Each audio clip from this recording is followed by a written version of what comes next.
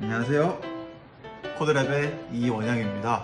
오늘은 제가 지금까지 여러분들에게 여러가지 정보를 드리면서 토지를 찾을 때, 토지를 보실 때 어떠한 사이트들을 참고해야 되는지, 토지에 관련된 자료들 중 어떤 것들을 집중해야 되는지 이런 것들을 말씀드렸었습니다. 그런데 지금 생각을 해보니까 제가 그것들을 말씀드리면서 그 용어들에 대해서는 한 번도 정리를 해드린 적이 없더라고요. 그래서 제가 생각을 한 게 여러분들께 부동산에 관련된 용어 정리를 한번 시리즈로 쫙 해드려야겠다라는 생각이 들어서 이 영상을 찍게 되었습니다. 그래서 오늘은 토지 지목에 대한 용어 정리를 한번 해보려고 합니다. 부동산 용어 정리 시리즈 그 첫 번째, 토지 지목에 대해서 말씀드리도록 하겠습니다.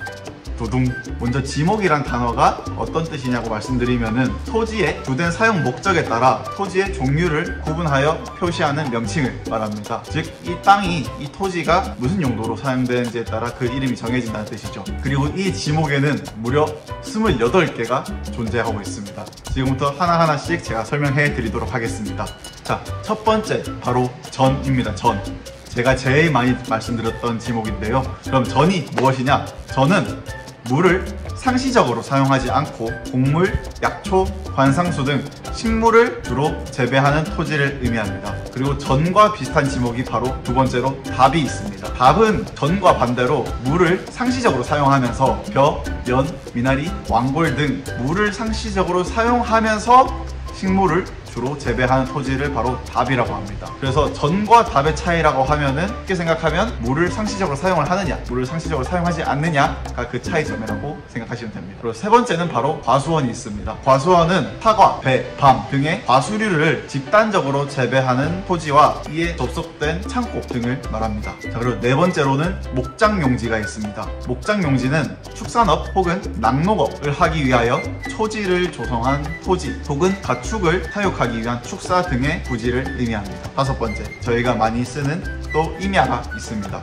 임야는 산림 혹은 원야를 이루고 있는 수림지, 중림지, 암석지, 자갈땅, 모래땅 등의 토지를 의미합니다. 참고로 지금 말씀드린 피노밸리 현장이 임야로 구성되어 있습니다. 그래서 잠깐 복습을 하자면은 임야에 대한 정보를 확인하실 때는 정부24에서 토지대장이 아닌 임야대장을 떼셔야 되고요. 지적도가 아닌 임야도를 확인하셔야 됩니다. 그 다음으로 여섯 번째는 바로 광천지입니다. 광천지. 광천지는 지하에서 온수, 약수, 석유류 등 땅 속에서 용출되는 용출구와 그 유지에 사용되는 부지를 의미합니다. 일곱 번째로는 바로 염전이 있습니다. 염전.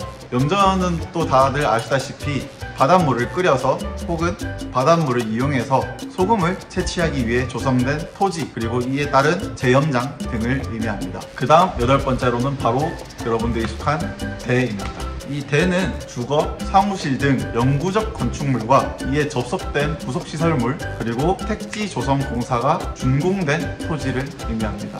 그 다음으로는 공장용지가 있습니다.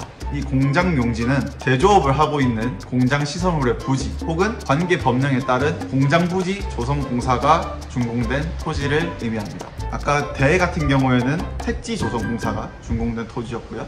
이 공장용지 같은 경우에는 공장 부지 조성 공사가 준공된 토지가 그 차이점이라고 보시면 됩니다.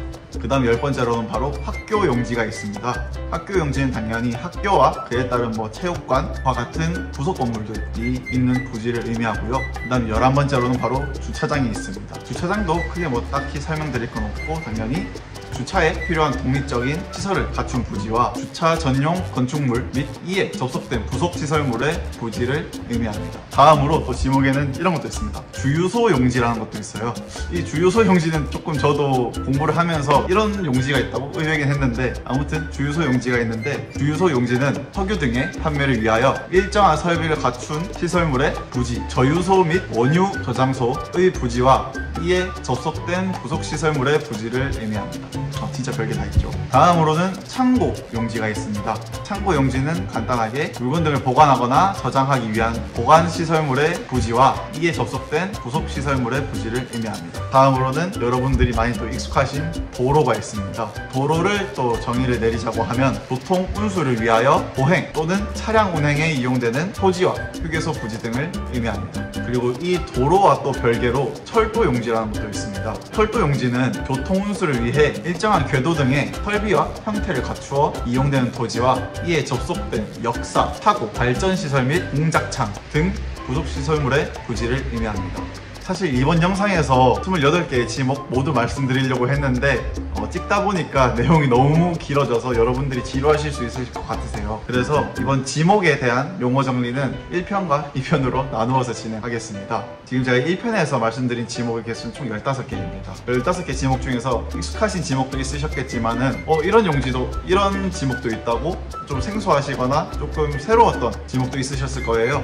생각보다 지목의 종류가 많으니까 여러분들이 토지를 보실 때 조금이나마 이런 지목에 대한 정보가 도움이 되시길 바라겠습니다. 그럼 다음 편에서 나머지 지목들도 제가 설명해 드릴 테니까요. 다음 편도 이어서 꼭 시청 부탁드리겠습니다.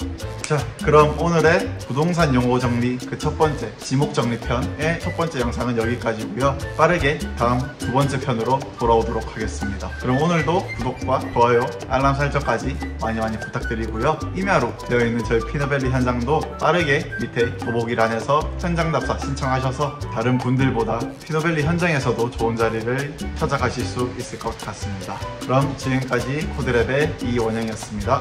감사합니다.